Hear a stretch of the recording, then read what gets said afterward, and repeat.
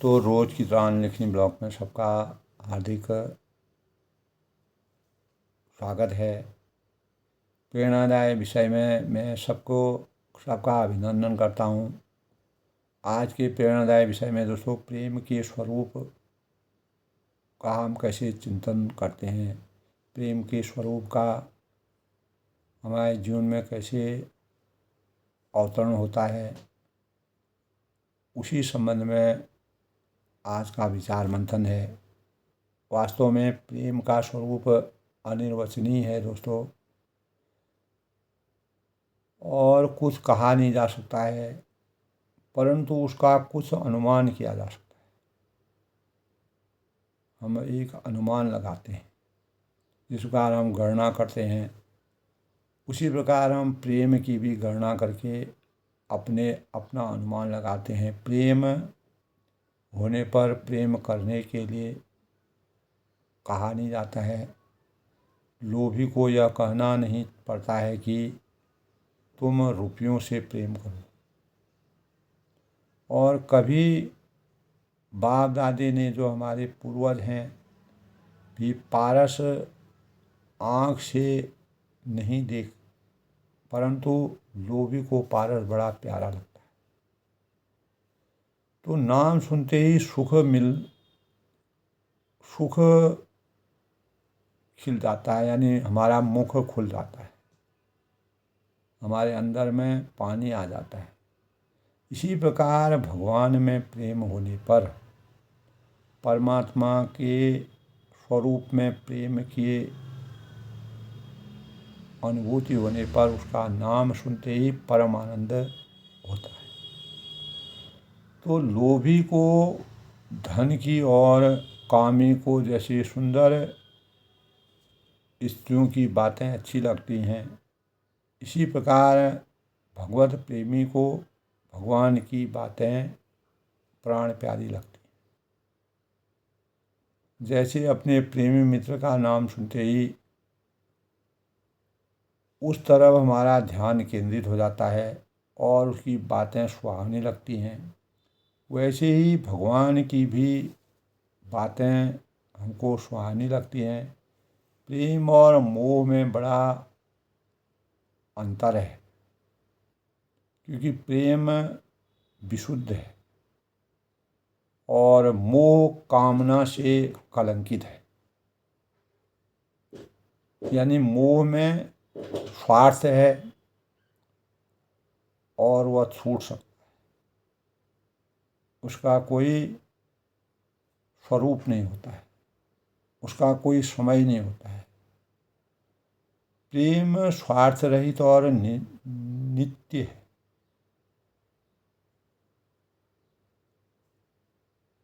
और बालक का माता में जब मोह होता है, एक छोटे बालक का, जिससे वह माता के पास ही रहना चाहता है, माता से दूर नहीं होना चाहता है जब तक वह अबोध रहता है, परंतु उसके आज्ञानुसार काम करने के लिए तैयार नहीं रहता। माता जो काम करेगी वह नहीं करेगा, उस पर जिद होती है। तो प्रेम में ऐसा नहीं होता। तो वहाँ तो दोस्तों अपने प्रेम स्पद को कैसे सुख पहुँचे, कैसे उसका कोई प्रिय कार्य हम कर सकते हैं, इसी बात की खोज में प्रेमी रहता है, सच्चा प्रेमी जो होता है। परंतु ऐसे बहुत कम लोग हैं जो भगवान और उसके भक्तों ही ऐसे भाव पाए जाते हैं। खासतौर से कलिकाल में ऐसा देखना बड़ा रहस्यमय बन जाता है। तो हेतु रहित जुग जुग उपकारी, तुम्हार सेवक असुरारी, उमा राम सम हितु जग माही, गुरु पितुमात बंधु को नाही, सुर नर मुनि सबके हरिति, स्वादत लाग करें सब प्रीति। तो भगवान राम मित्रता के लक्षण बतलाते हुए सुग्रीव जी से कहते हैं, जब सीता हरण हो जाता है भगवान राम अनेक जगह विचरण करते हैं और वन में तलाशते हैं, खोजते हैं और सीता की खोज करते हैं। सीता विरह में वह अनुरक्त हो जाते हैं। तो सुग्रीव से मित्रता का क्या स्वरूप होना चाहिए, मित्रता के क्या लक्षण होना चाहिए, उसको अपने भावों से तुलसीदास जी ने इसका वर्णन किया है। जे न मित्र दुख होई दुखारी, तिनहि बिलोकत पातक भारी। निज दुख गिरि सम गज करी दाना, मित्र क दुख रज मेरु समान। जिनके असिमति सहज न आई, ते सड कथ हटि करत मिताई। कुपथ निवारि सुपंथ चलाना, गुण प्रकटै अवगुण ही दुरावा। देत लेत मन शंक न धरई, बल अनुमान सदा हित करई। तो विपत्ति काल कर सतगुण नेहा, श्रुति कह संत मित्र गुण एहा। सखा सोच त्यागों बल मोरे, सब विधि घटव काज में तोरे। यानी भगवान रामचंद्र जी ने इसको यूं ही निभाया है, इसका निर्वहन किया है। सीता के विरह दुख को सहन कर अपने सुग्रीव के दारुण दुख को दूर किया। सुग्रीव बहुत दुखी थे, भयभीत थे और पति पत्नी से विरह के कारण उन्हें भी दुख था और जो बाली था उन्होंने उनको परेशान किया था। तो शुद्ध प्रेम केवल सतजनों में ही होता है। तो इस संसार में दोस्तों मोह और काम ही अधिक है। यानी भाई का स्त्री पर बड़ा प्रेम, यानी भाई या स्त्री बड़ा प्रेम करते हैं ऐसा मालूम होता है, परंतु उसमें भी मोह रहता है। यदि ऐसा न होता तो उसके मन के अनुसार और उसके आचरण के होते हुए जिस बात में वह सुखी होता है उसी बात में वह मानते और करते। यानी वह खद्दर पहनता और उसे अच्छा समझता है तो उसके पुत्र भाई और उसकी स्त्री से स्त्री भी खद्दर ही पहनती है। पर ऐसा बहुत कम दिखता है, सामाजिक परिवेश में ऐसा नहीं दिखता है। कारण क्या है दोस्तों? यही कारण है कि प्रेम कम है। प्रेम की वास्तविक भाव नहीं है, श्रद्धा नहीं है। तो मोह या काम अधिक है। इससे उनके आचरण और अपने इच्छानुसार होते हैं। ऐसे स्त्री पति को अपने सुख के लिए ही प्रेम करती है, तो पति के सुख के लिए नहीं। इसका नाम प्रेम नहीं है। तो भगवान में ऐसा मोह होना भी उत्तम है, परंतु प्रेम कुल और कुछ और वस्तु है। यानी प्रेम में भी यदि विशुद्ध भाव हो तो उसका कहना ही क्या है। तो वास्तव में दोस्तों साधक के लिए, कोई भी सही साधक होता है, यह प्रेम सुगम है। और जैसे धन है, दौलत है, रुपया है, पैसा है कि रूप में इसमें, यानी रुपये से प्रेम में इसमें कम परिश्रम है। क्योंकि रुपये में केवल हम प्रेम करते हैं धन दौलत में हम प्रेम करते हैं, जिससे हमको सुख मिलता है उसमें हम प्रेम करते हैं। कृपया जड़ होने से, मूर्ख होने से हमसे प्रेम नहीं कर सकता। अगर हम वो वास्तविक प्रेम की पराकाष्ठा को नहीं जान सकते। परंतु भगवान तो जड़ नहीं है, और तो साक्षात हैं, परम प्रेमी हैं, और हम जितना प्रेम करते हैं उससे कहीं अधिक वह हमसे प्रेम करते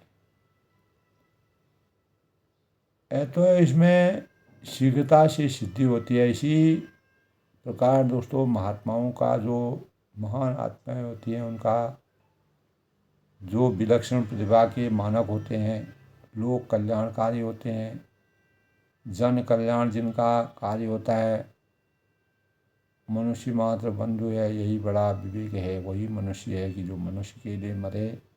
तो महात्माओं का प्रेम भी हमारे हित के लिए होता है, मानव कल्याण के लिए होता है।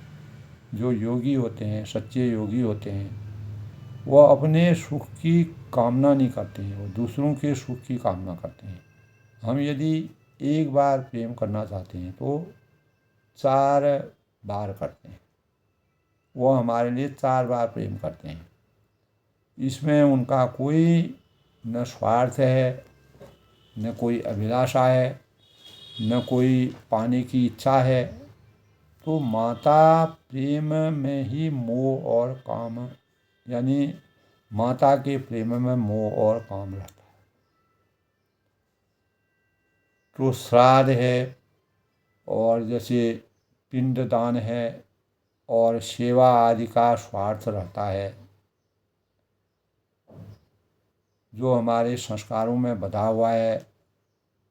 तो कुल में केवल मोह है। जैसे एक बुढ़िया के पोते हैं, वह इस पर बहुत अधिक स्नेह करती है, अपने पोतों पर वह औचित्य है, उसे कोई फल की आशा नहीं होती।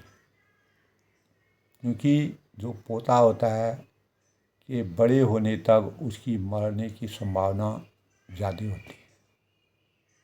इस बात को वह जानती है, समझती है, बूझती है। इसी प्रकार दोस्तों किसी माता के एक दुराचारी कुटिल माता पिता और परिवार को सताने का कुपुत्र है, उसने चोरी की, वह जेल गया, माता उसके लिए रोती है, उससे कोई भी सुख की आशा नहीं, तो भी उसे छुड़ाने का उपाय करती, प्रयास करती। क्यों? इसीलिए कि पुत्र में उसका मोह होता है, निस्वार्थ प्रेम होता है। तो प्रेम इससे विलक्षण है। परमात्मा में स्वार्थ रहित अनन्य प्रेम होने से ही परम लाभ हम प्राप्त कर सकते हैं। प्रेम है भी निष्काम होता है, परंतु थोड़ा है, तो उससे भगवान प्राप्ति शीघ्र नहीं होती। तो जो विशुद्ध और अनन्य प्रेम की भगवत प्राप्ति का मूल्य है, तो स्त्री और पुरुष आदि भोग पदार्थों या स्वर्ग सुख के लिए जो प्रेम है, वह प्रेम भगवान से नहीं, जिन भोगों के लिए है उनसे है। तो यद्यपि दोस्तों मुक्ति के लिए जो हमारे शास्त्रों में कहा गया है, मुक्ति के लिए प्रेम होना अच्छा है, पर सर्वोच्च प्रेम वह है जो केवल प्रेम के लिए होता है, और उसी का नाम विशुद्ध प्रेम है। तो किसी संत और सत्संगियों का पारस्परिक प्रेम ही भी बिल्कुल निस्वार्थ नहीं कहा जा सकता।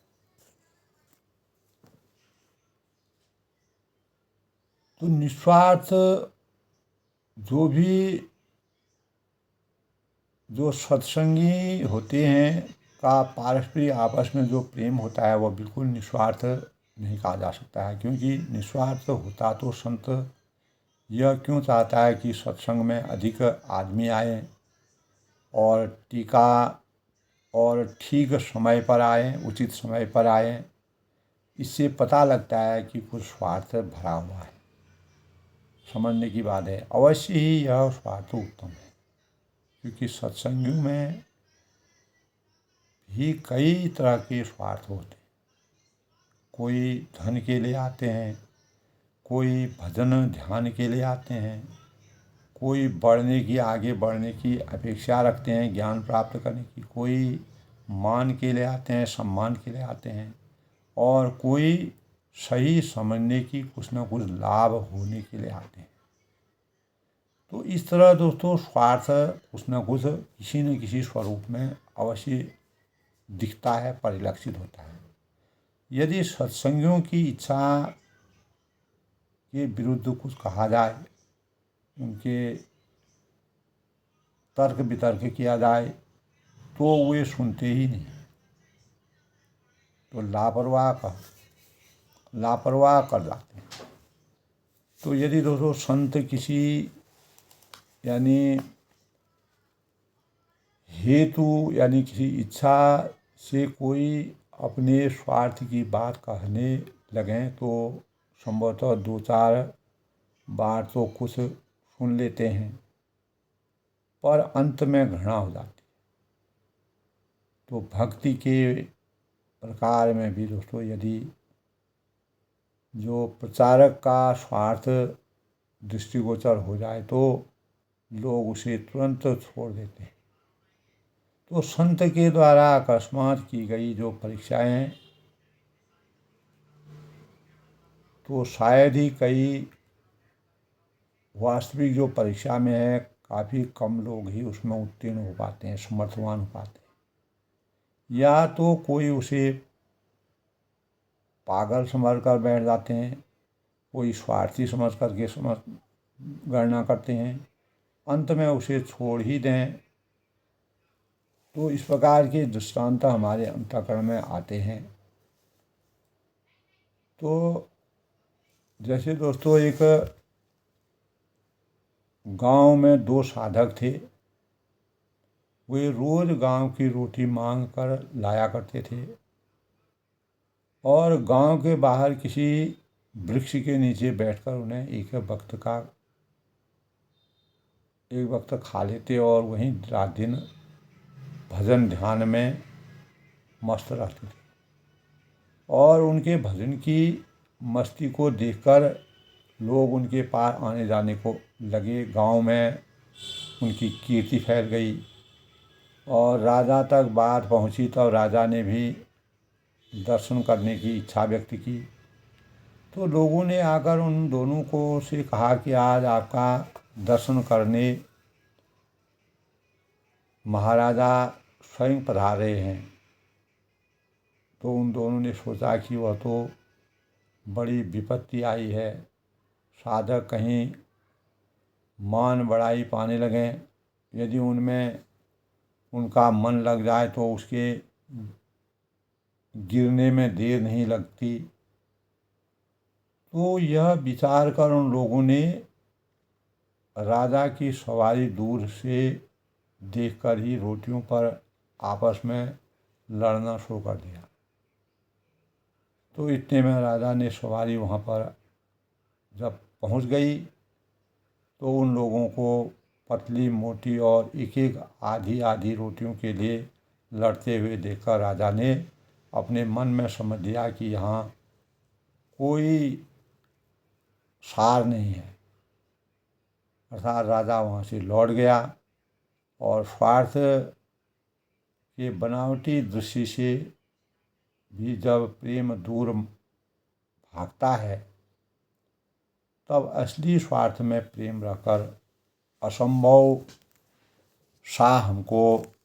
तो दोस्तों इसीलिए परमात्मा के जो स्वार्थ रहित प्रेम करना चाहिए। सच्चे अनन्य विशुद्ध प्रेम के समान दूसरी वस्तु जगत में कोई नहीं है। परमेश्वर इसी से मिलते हैं, वही उसकी कीमत होती है। जब यह प्रेम जागृत होता है तब फिर उसे सिया भगवान की और कोई वस्तु सच्ची नहीं लगती है। जब सब कुछ जीवन से समाप्त हो जाता है तो अंततोगत्वा भगवान के बारे में वह चिंतन मनन करके ध्यान केंद्रित करने लगता है। तो हम लोग दोस्तों भगवान की पूजा करते हैं, वंदना करते हैं, स्तुति करते हैं, मनन करते हैं, चिंतन करते हैं, भजन कीर्तन करते हैं, तो वे ग्रहण नहीं करते हैं। वास्तव में जो उनका वास्तविक तारतम्य है, रहस्य है, उसको अपने अंतःकरण में जैसे आया राम गया राम वाली बात हो जाती है। क्या कारण है? प्रेम नहीं, फिर भी नहीं विलासता है। तो प्रेम हो तो अवश्य ग्रहण करना चाहिए। गीता में भगवान श्री कृष्ण ने अपने मुख से स्वयं कहा था कि पत्रं पुष्पं फलं तोयं यो मे भक्त्या प्रयच्छन्ति।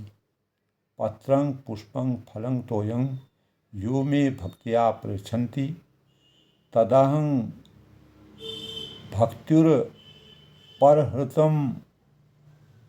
श्यामि पयत आत्मन। यानी भगवान हमारे फल फूल पत्तों के भूखे नहीं होते हैं। कोई भी व्यक्ति यह न सोचा कि भगवान को हमने फल फूल पत्ते तमाम चीज़ें अर्पित कर दी तो हमारा भगवान हम पर खुश हो गए, हमने संपूर्ण भक्ति प्राप्त कर दी। वे भूखे हैं प्रेम के, वास्तविक प्रेम के भूखे हैं। वे ढूंढते हैं दुनिया में ऐसी सच्चे प्रेमी को। सच्चा प्रेमी वही है जो भगवान के लिए अपनी खाल खिंचवाता हुआ हो भी रोम रोम से स्वाभाविक प्रसन्नता को झलका सकता है। जिस प्रकार दधी जी ने अपने एक एक हड्डी को दान के रूप में लोक कल्याण के लिए दे दिया, तो उसी प्रकार प्रेम की पराकाष्ठा का वास्तविक स्वरूप रोम रोम से स्वाभाविक प्रसन्नता का झलकना है। जिन वस्तुओं को वह अपनी समझता है उन्हें भगवान स्वीकार कर लेते हैं तो उसे बड़ी प्रसन्नता होती है कि आए मंदिर में पूजा की, वस्तुओं को समर्पण किया, भगवान को हाथ जोड़े नमन किया, भजन कीर्तन किया, चल दिए। तो वह यही समझता है कि इससे मेरा अहंकार चला जाएगा, जो मैंने बुराइयां की हैं उनका अंत हो जाएगा, और मैंने अपार धन खर्च कर दिया, भगवान के समर्पण में कर दिया। तो बात भी ठीक है दोस्तों, जिस चीज़ को मनुष्य अपनी समझता है उसे कोई कोई श्रेष्ठ पुरुष भी स्वीकार नहीं करता। तब भगवान तो कैसे करने लगे। तो जब भगवान ने हमारी दी हुई वस्तु स्वीकार कर ली है तो अहंकार गया। तो वास्तव में तो सभी कुछ भगवान का है। गीता में कहा है कि हम क्या लाए, क्या हमने कमाया, क्या हमने खोया, क्या हमने पाया, क्या हम लाते हैं, क्या हम ले जाते हैं, यह सब यहीं रह जाता है। हमने भूल को अपना समझ रखा है। यही भाव तो हमने अपने अंतःकरण से हटाना है। तो जिस दिन वस्तुओं सहित भगवान ने हमें, जो वस्तु हमने भगवान को अर्पण किए थे, अपना लिया, वस्तुओं सहित हमको भी भगवान ने अपना लिया, यानी हमारे अंतःकरण में परमात्मा विराजमान हो गए। सिद्धि की प्राप्ति जब हमको हो गई, उस दिन समझ लो कि भगवान हमारे हो गए। तो इसीलिए दोस्तों भगवान में विशुद्ध प्रेम हो जाता है। तब फिर संसार में किसी से भी भय या प्रेम नहीं रहता है, और न वह किसी अपमान की परवाह करता है, न मान की परवाह करता है न अपमान की परवाह करता है। जिस तरह जोर की बाढ़ में गंगा तीर से सब वृक्ष जो है वह सब बह जाते हैं, जैसे ध्यान में स्थित योगी की वृत्ति भगवान के सामने बहती है, उसी प्रकार प्रेम की धारा भी भगवद विमुखी बहने लगती है। इस अवस्था का आनंद वर्णातीत है, वर्णन करने योग्य है। इसमें अहंकार से उत्पन्न होने वाले जो लज्जा है, भय है, मान है आदि सब दोष दूर हो जाते हैं। तो सारे द्वंद्व हमारे मिट जाते हैं। हमारे अंतःकरण में जितने प्रकार के भी कुविचार हैं, द्वंद्व हैं, बुराइयां हैं, वह सब समाप्त हो जाते हैं। प्रेमी एक यानी सौ के समान हो जाता है। इस बार सौ जो है वह मिट्टी बन जाता है, उसमें किंग कर्तव्य विमूढ़ की अवस्था में चला जाता है, न सांस लेता है न सांस देता है। तो भगवान भी हर समय ऐसे प्रेम के अधीन रहते हैं। जो भगवान को अपना सर्वस्व अर्पण कर देता है, भगवान भी उसे अपना सब कुछ सौंप देते हैं। इसीलिए भगवान राम ने स्वयं को समाधि लेकर के हनुमान जी को अमरत्व का वरदान दिया और कलयुग के देवता के रूप में हनुमान जी आज भी विराजमान हैं। तो प्रेम बढ़ने पर शरीर में रोमांच होता है, हमारी शक्तियाँ जगती हैं। पूर्णिमा के चंद्रमा को देखकर जैसे समुद्र उछलने लगता है, उसी तरह भगवान के मोहन मुख कमल को देखकर प्रेमी भक्त के हृदय में भी आनंद की लहरें उछालें मारने लगती हैं। तो उसके हृदय में प्रेम का समुद्र उमड़ता है, जो उसमें समाता नहीं है। तो कंठावरोध हो जाता है, अर्थात वाणी गदगद हो जाती है और नेत्र और नासिका से प्रेम की धारा रूप से बहने लगती है। भगवान शिव और पार्वती ने जब मर्यादा रामचंद्र जी के विराट स्वरूप को विवाह के अवसर पर जब उनके सौंदर्य को देखा, तो उनका प्रेम भगवान के प्रति जागृत हुआ। तब उन्होंने भगवान पार्वती और शिव जी ने भगवान को सर्वशक्तिमान की उपाधि दी। और अंत में दोस्तों भ्रुकुटी तथा ब्रह्मांड तक पहुंचकर उसी प्रेम को बेहोश कर देता है। उसकी अवस्था अचल प्रतिमा के समान हो जाती है। तो इस प्रकार दोस्तों आज के प्रेरणादायक विषय में अगर हम मनन करें, चिंतन करें, ध्यान करें, तो जो भी प्रकरण हमारे प्रेम के रहस्य के बारे में विस्तार से वर्णन किए गए हैं, वास्तव में प्रेम का स्वरूप अनिर्वचनीय इसीलिए कहा गया है। और इसके बारे में उसका कुछ अनुमान किया जा सकता है। प्रेम होने पर प्रेम करने के लिए कहा नहीं जाता है, तो लोभी को यह कहना नहीं पड़ता है कि वह रुपयों से प्रेम करो। उसमें रुपयों के प्रति एक प्रकार का प्रेम जागृत हो जाता है। उसी प्रकार हमारे अंतःकरण में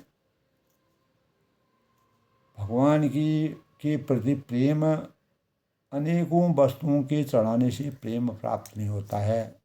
जब तक हम उनके स्वरूप का, उनके वास्तविकता का चिंतन अपने अंतःकरण में ना करें तो अंतःकरण की प्रेम की बरसात से ही हम अपने ज्ञान चक्षुओं को खोल करके प्रेम की पराकाष्ठा के जान सकते हैं, बूझ सकते हैं, समझ सकते हैं। तभी हम प्रेम के स्वरूप का सही मान समझने में समर्थवान होंगे। अपनी वाणी को विराम देते हुए प्रेम का स्वरूप के संबंध में आनंद लिखनी ब्लॉग में सबका हार्दिक स्वागत है। अधिक से अधिक लोग शेयर करें, लाइक करें, सब्सक्राइब करें और मनन चिंतन करें। प्रेम की पराकाष्ठा और प्रेम के स्वरूप का रहस्य के संबंध में मैंने अपने विचार व्यक्त किए। कल किसी दूसरे विषय से प्रस्तुत दूंगा। तब तक के लिए सबका अभिनंदन।